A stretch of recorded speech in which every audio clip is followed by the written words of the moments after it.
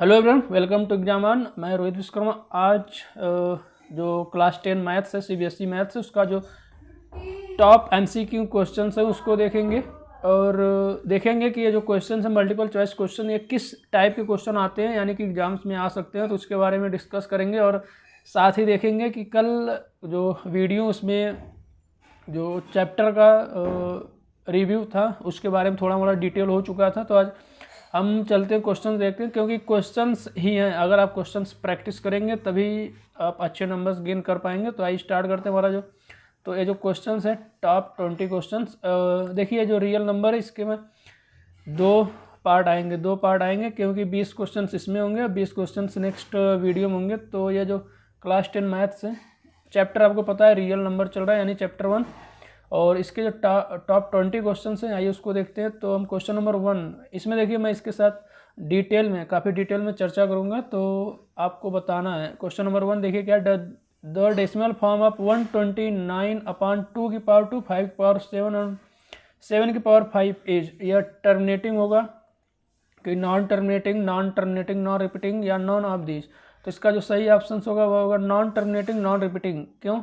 क्योंकि आपको पता होगा कि अगर कोई भी फ्रैक्शन या नंबर हुआ, रेशनल नंबर हुआ, उसके डिनोमिनेटर में 2 की पावर m और 5 की पावर n आता है तो यह क्या होगा, टर्मिनेटिंग होगा। अगर इसके अलावा इन दोनों नंबर के अलावा अगर डिनोमिनेटर में कोई अन्य नंबर आता है तो वह क्या हो सकता है, तो होगा non terminating, non repeating.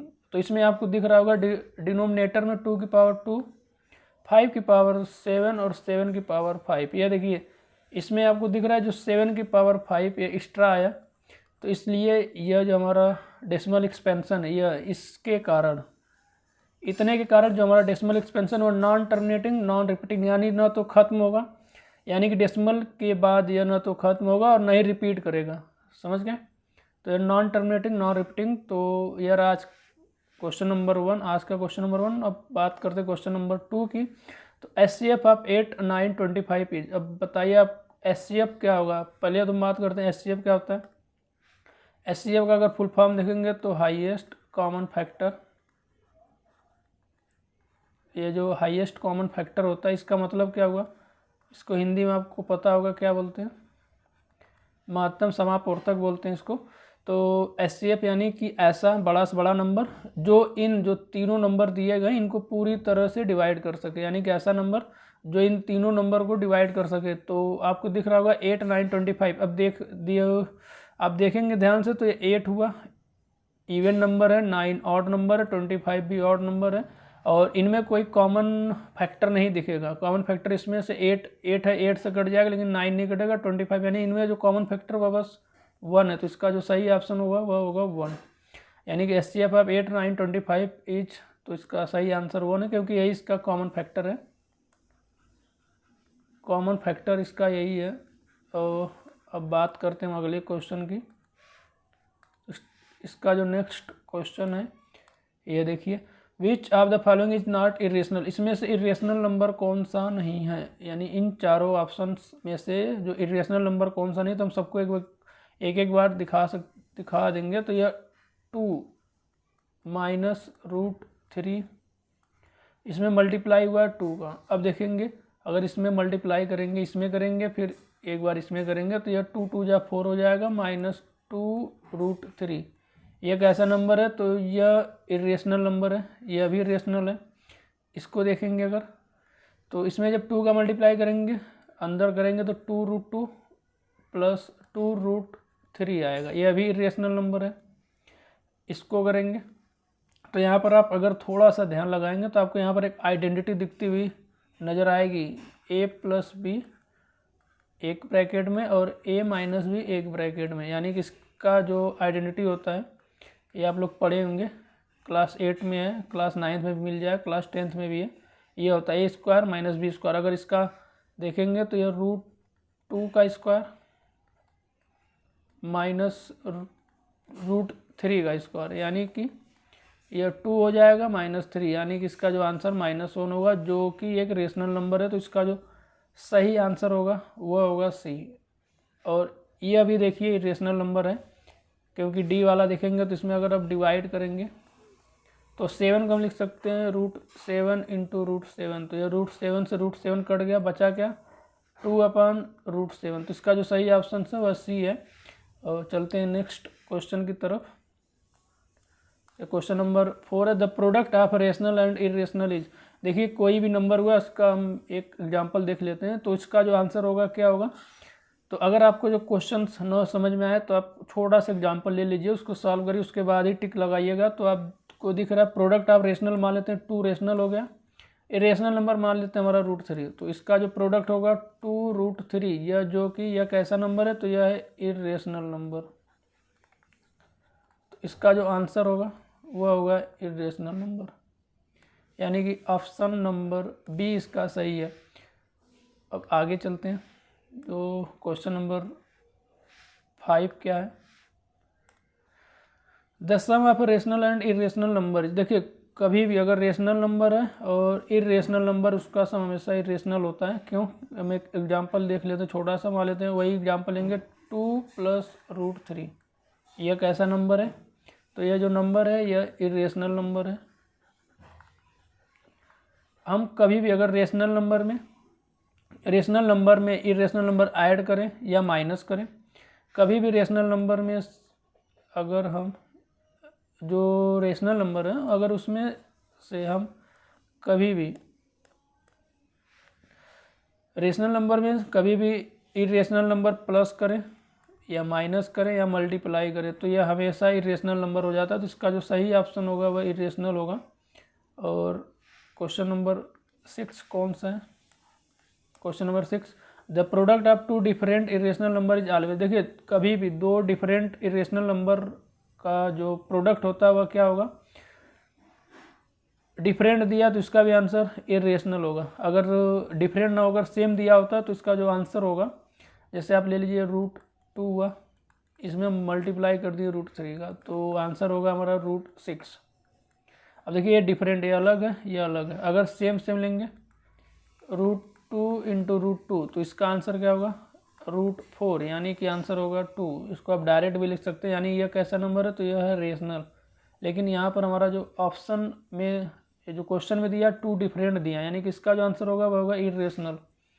Question number next question जो हमारा है question number 7 the sum of 2 irrational number is always. अगर 2 इरेशनल नंबर है उसका सम हमेशा क्या होगा, तो उसका भी सम हमेशा इरेशनल होगा। क्यों, अगर आप √2 और √2 ले लिए तो इसका क्या होगा 2√2 होगा, इसका आंसर होगा 2√2, जो कि यह भी इरेशनल नंबर है हमारा। तो इसका जो आंसर होगा इरेशनल। आप कोई अन्य नंबर भी ले सकते हैं √3 + √2, तो यह भी इरेशनल नंबर है। तो इसका जो सही आंसर होगा इरेशनल। क्वेश्चन नंबर 8 की बात करेंगे, if b = 3 then any integer can be expressed as. देखिए b अगर कोई भी नंबर, तो उसको हम कैसे दिखा सकते हैं, तो उसको हम दिखा सकते हैं a, क्योंकि हमारा जो रिमाइंडर होगा वो हमेशा b से छोटा होता है, यानी कि 0 हो सकता है, 1 हो सकता है और 2 हो सकता है, 3 नहीं होगा। क्योंकि आप यूक्लिड्स जो लेमा पढ़े हैं उसमें आप b की वैल्यू जानते हो, जो r होता है वह b से हमेशा छोटा होता है। तो यहाँ पर आप इसको लिख सकते हैं 3q + 0 लिखेंगे तो इसको हम लिख सकते हैं 3q, इधर करेंगे तो 3q + 1 और 3q + 2। तो इसका जो सही आंसर होगा वह होगा a। ऐसा क्यों होता है, तो ऐसा यूक्लिड्स आप पढ़े होंगे उसमें है the product of 3 consecutive positive integer is divisible by. देखिए ऐसे जो क्वेश्चंस होते हैं छोटे छोटे एग्जांपल्स लेंगे, नंबर लेंगे, उसके बाद इसको हम सॉल्व करेंगे। तो देखिए the product of 3 consecutive positive integer, तो आप सबसे छोटा नंबर ले लीजिए 1 हो गया, ये भी तो, और 1 2 3, तो सबका मल्टीप्लाई करके चेक कर लेते हैं। 1 कितना आएगा 6 होगा, तो 6 किससे डिविजिबल है, डिविजिबल बाई किससे, या आप इसमें नहीं तो दूसरा नंबर ले लीजिए 2 × 3 × 4, 2 3 जा 6, 6 4 जा 24। The product of 3 consecutive positive integer is divisible by. तो देख रहे हैं यार सबसे छोटा नंबर क्या 6 है, यह न तो 4 से डिविजिबल नहीं होगा, यह 6 से डिविजिबल होगा। इसका जो सही आंसर होगा वह 6 होगा, क्योंकि यह 6 ए भी डिविजिबल है, तो इसमें ज़्यादा दिमाग नहीं लगाना। छोटा सा एक एग्जाम्पल लीजिए, उसको सॉल्व करिए, उसके बाद तुरंत टिक लगाइए, आगे बढ़िए। क्वेश्चन नंबर 12 देखिए, द सेट ऑफ 0 1 2 3 4, यह कैसा सेट? तो यह होल नंबर का सेट है। होल नंबर में हम काउंटिंग करते हैं 0 से, यानी कि जो नेचुरल नंबर है उसमें हम 0 ऐड कर देते हैं तो होल नंबर हो जाता है। इंटीजर आपको पता है 3 टाइप्स के होते हैं, वैसे तो निगेटिव, एक न्यूट्रल बोलते हैं जिसको हम 0 दिखाते हैं, निगेटिव हो गया, पॉजिटिव हो गया और 0 हो गया। इंटीजर 3 नेचुरल नंबर यानी 1 2 3 जिसका यूज हम काउंटिंग करने में करते हैं, और इवन नंबर यानी ऐसे नंबर जो 2 से डिविजिबल हो। 2 से डिविजिबल नंबर को हम बोलते हैं इवन नंबर। अब चलते हैं, तो इसका जो सही आंसर होगा वह होगा होल नंबर। चलते हैं question number 11। Question number 11, which number is divisible by 11? देखिए इसका जो कंडीशन है डिविजिबल, जो डिविजिबिलिटी रूल है उसका जो रूल क्या है, यानी कि जो इसके जो ये एक नंबर छोड़कर उसका जो डिफरेंस हो, या तो 0 या तो 11 हो, तो हम चेक करते हैं। इसमें करेंगे तो 1 - 1 कितना आ रहा है? 0 आ रहा है, और 5 सॉरी इसका जो ऐड वो 0 आना चाहिए, ये 0। पहले ऐसे देखते हैं, पहले तो इनका जो इवन और ऑड वाला नंबर है उसको ऐड करेंगे, फिर उसका डिफरेंस निकालेंगे। अगर 0 या 11 आ रहा है तब वो 11 से डिविजिबल होगा, तो पहले हम इसको चेक करते हैं। 1 + 1 कितना होगा?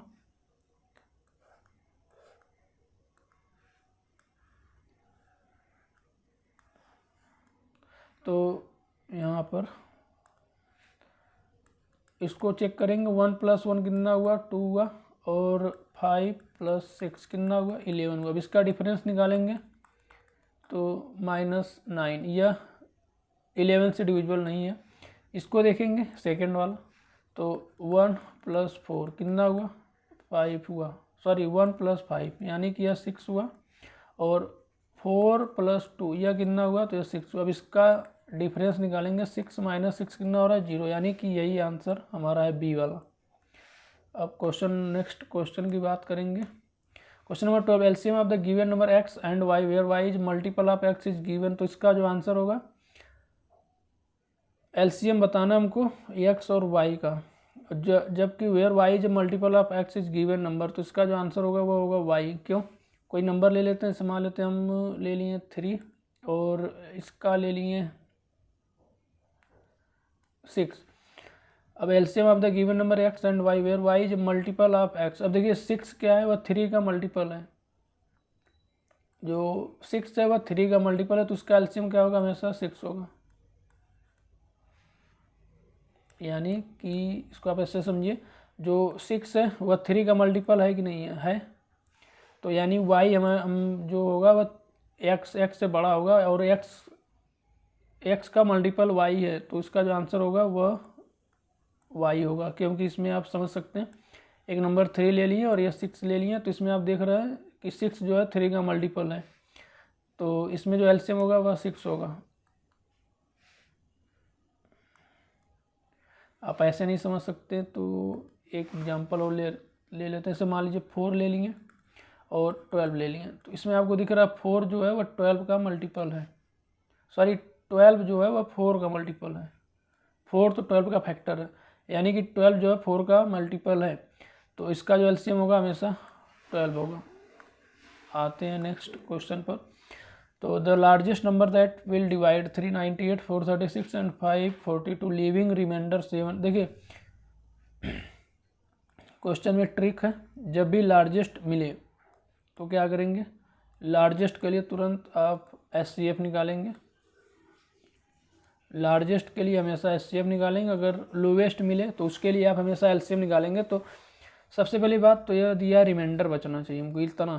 तो क्या काम करेंगे कि सबसे पहले जो नंबर दिए गए हैं, गिवन नंबर में से हम जो भी नंबर दिए गए उसको पहले माइनस करेंगे। तो 398 माइनस करेंगे 7, ये आपका आएगा 391, और 436 माइनस करेंगे इसमें से 11, ये आपका आएगा 425। अब माइनस करेंगे 542 माइनस 15, इसको जब सॉल्व करेंगे तो आपका 12 - 5 7 हुआ, और यहाँ से 3 - 1 2 हुआ और यहाँ पर 527 आएगा। अब इनका हमको निकालना है एचसीएफ निकालने के लिए एक काम करते हैं, हम चेक कर लेते हैं कि कौन सा नंबर इससे डिवाइड करेगा। अब तो आप ऐसे कर सकते हैं या यहाँ पर हम एचसीएफ भी निकाल सकते हैं।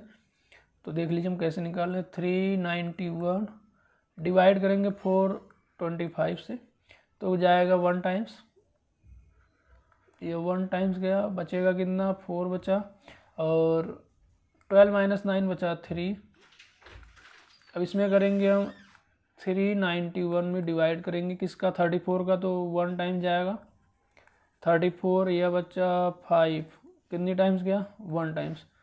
अब यहाँ पर आप 1 टाइम्स गया तो बचेगा 17। अब 17 बचा, अब 17 का भी डिवाइड कर लेते हैं इधर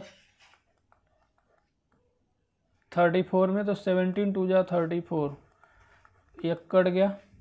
अब यानी कि इसमें से देखिए ये जैसे ही कटा तो अब नेक्स्ट करेंगे तो भी कट जाएगा, क्योंकि यह देखिए ये ऑप्शन में आपको दिख रहा होगा 17, तो इसका आंसर यही होगा। आप आगे चाहे तो कर सकते हैं लेकिन इसका आंसर 17 होगा। तो टाइम कम लगाइए, क्वेश्चन को जल्दी करिए, तो इसलिए एक चेक कर लिया तो वही हो गया, दूसरा भी डिविजिबल होगा क्योंकि क्वेश्चन में दिया ही वही। अब बात करेंगे हम क्वेश्चन नंबर 14 की। There are 312, 260 and 156 students in class 10, 11 and 12 respectively. Buses are to be hired to take these students to a picnic. Find the maximum number of students who can sit in a bus if each bus takes equal number of students. मतलब ये हुआ कि class 10th में जो बच्चे हैं वह हैं 312, 11 में जो बच्चे हैं वह हैं 260 और 12th में जो बच्चे हैं वह हैं 156। अब जो बसें हैं उनको हायर की गई एक पिकनिक के लिए, जो स्टूडेंट्स को ले जाने के लिए। तो पूछा मैक्सिमम, तो आपको बताया जैसे ही मैक्सिमम पूछे तो आप एचसीएफ निकालिए, आपका काम हो जाएगा। तो इसमें हमको क्या निकालना है, इसमें एचसीएफ निकालना 312, 260 एंड 156। तो जब भी इसका एचसीएफ निकालेंगे एक चीज़ और बता देते हैं, अगर ऑप्शन में आपको नंबर से छोटे नंबर दिखें, यानी जो गिवन नंबर है क्वेश्चंस में उससे अगर छोटे नंबर दिखे, इसमें आपको दिख रहा होगा सब छोटे हैं, 312 बड़ा है जबकि 52 जो चारों ऑप्शन है इसमें से जो नंबर है ये बड़े हैं और ये नंबर छोटे हैं, तो आप हमेशा एचसीएफ निकालेंगे। तो इसमें अगर आप एचसीएफ निकालेंगे तो एचसीएफ आएगा, आप सबसे पहले 156 का डिवाइड करेंगे 260 में तो जाएगा 1 टाइम्स 156, 10 - 6 4 हुआ और यहाँ पर बचेगा 1 और यहाँ पर आ जाएगा 0। थोड़ा सा करेक्शन कर लेते हैं यहाँ पर, ये 10 - 6 4 हुआ, अब 5 - 5 0 हुआ और 1 हुआ। अब डिवाइड करेंगे 156 में, तो 156 में डिवाइड करेंगे जाएगा 1 टाइम्स 104, 6 - 4 आपका आएगा 2, यहाँ पर बचा 5 इधर। अब यहाँ पर 104 में डिवाइड करेंगे तो ये जाएगा 2 टाइम्स और रिमाइंडर आपका 0 आएगा क्योंकि 2 टाइम्स 104 आ जाएगा। तो इसका जो एचसीएफ होगा 52, यानी कि यही सही है। आप इसका भी डिवाइड करेंगे तो भी कट जाएगा, यानी कि इसका जो आंसर होगा वो 52 होगा। तो जो नेक्स्ट क्वेश्चन हैं question number 15। There is a circular path around a sports field. Priya takes 18 minutes to drive 1 round of the field. Harish takes 12 minutes. Suppose they both start at the same point and at the same time and go in the same direction. After how many minutes will they meet?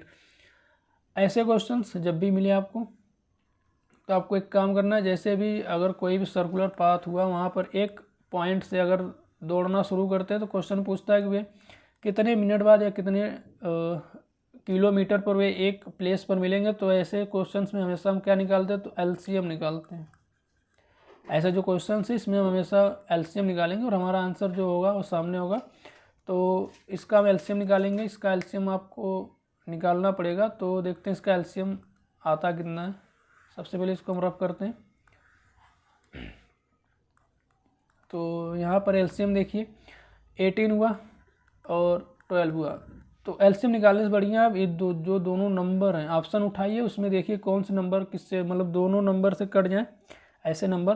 तो 18 है, 18 से 36 divisible है और 12 से भी divisible है, तो इसका जो एलसीएम होगा वह होगा 36। आप चाहे तो अगर टाइम ज़्यादा लेना चाहते तो इसका आप एलसीएम निकालेंगे, वही आंसर आएगा, यानी इसका जो आंसर है वो 36 आएगा।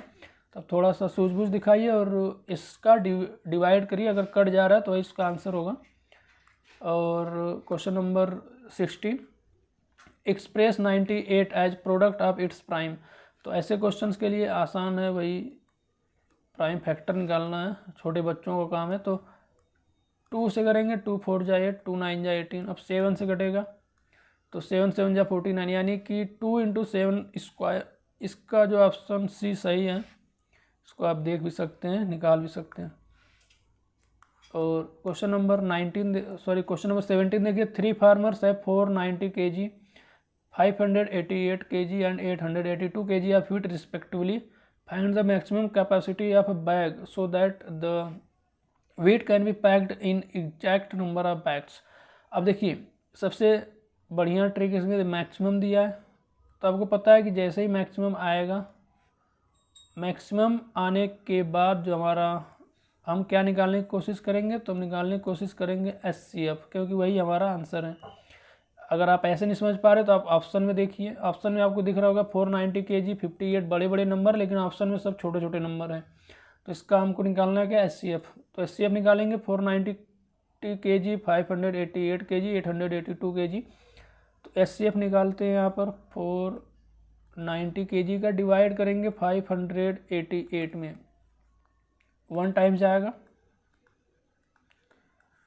डिवाइड करेंगे तो यहाँ पर बचेगा 8, यहाँ पर आएगा 18 - 9 9 हुआ, 98 हुआ। भैया देखते हैं, अगर कट जा रहा है तो हमारा काम हो जाएगा। तो कितनी टाइम जाएगा, अगर 5 टाइम्स ले जाएं तो 5 8 जा 40 और 5 9 जा 45, 4 49, ये देखिए कट गया, यानी कि इसका आंसर जो होगा SCF 98 होगा। अगर आप इसको इसमें भी डिवाइड करेंगे तो भी यह डिविजिबल है, डिवाइड कर जाएगा, तो इसका जो सही आंसर हो 98 kg। तो ऐसे क्वेश्चन में आप हमेशा SCF निकालेंगे। आपको ट्रिक बता देते, अगर मैक्सिमम दिया है या लार्जेस्ट दिया तो आप SCF निकालेंगे, अगर लोवेस्ट दिया या मिनिमम दिया तो आप LCM निकालेंगे। अब क्वेश्चन नंबर 18 देखते हैं, for some integer P every even integer is of the form, यानी कि कोई इंटीजर है P, अब इसका जो फॉर्म होगा क्या होगा, तो आपको पता होगा जो फॉर्म होता है इवन का वह होता है 2P होगा, क्योंकि यह जो इवन नंबर है 2 से डिविजिबल है। अगर ऑड पूछेगा तो वह 2P + 1 हो जाएगा, क्योंकि जो ऑड का होता है वह फॉर्म होता है 2P + 1, इवन का होता है 2P। तो इसका जो सही आंसर है वह 2P होगा, क्योंकि इवन नंबर 2 से डिविजिबल होते हैं और जो ऑड नंबर है वह 2 से डिविजिबल नहीं होते हैं। तो क्वेश्चन नंबर, यह पिछला जो क्वेश्चन था यह क्वेश्चन नंबर था 18। अब बात करते हैं क्वेश्चन नंबर 19 की। ये सारे क्वेश्चन हैं जो आपके एग्जाम्स में आ सकते हैं, किस टाइप क्वेश्चन हैं, तो इस पर आप प्रैक्टिस जरूर कीजिएगा। तो for some integer P every odd integer is the form of the form, यानी कि आपको बताना ऑड का फॉर्म, अभी बताएं हैं, रिसेंटली बताएं कि ऑड का फॉर्म क्या होता है।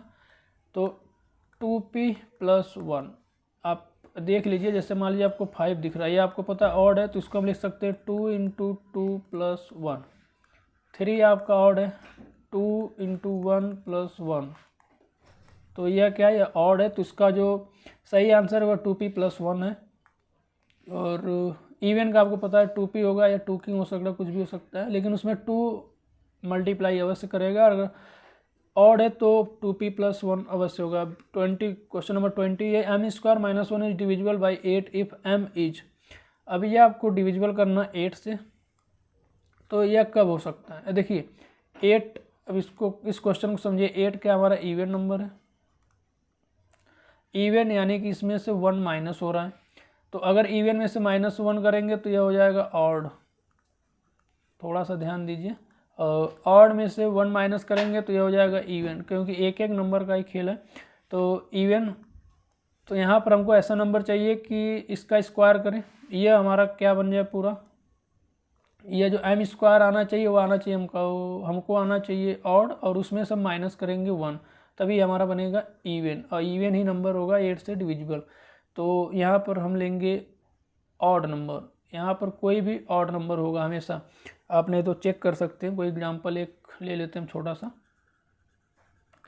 ले लेते हैं हम 3, पहला ऑड नंबर लिए 3, तो 3 का स्क्वायर -1 यानी कि 9 - 1 हमारा हो गया 8।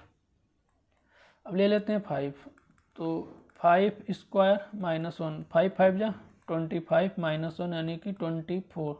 8 से डिविजिबल है, यहाँ पर आपका मन करे तो आप बड़ा नंबर ले लीजिए 11, तो 11 लेंगे तो 11 का स्क्वायर -1 यानी 11 11 जा 121 -1 यानी कि 120।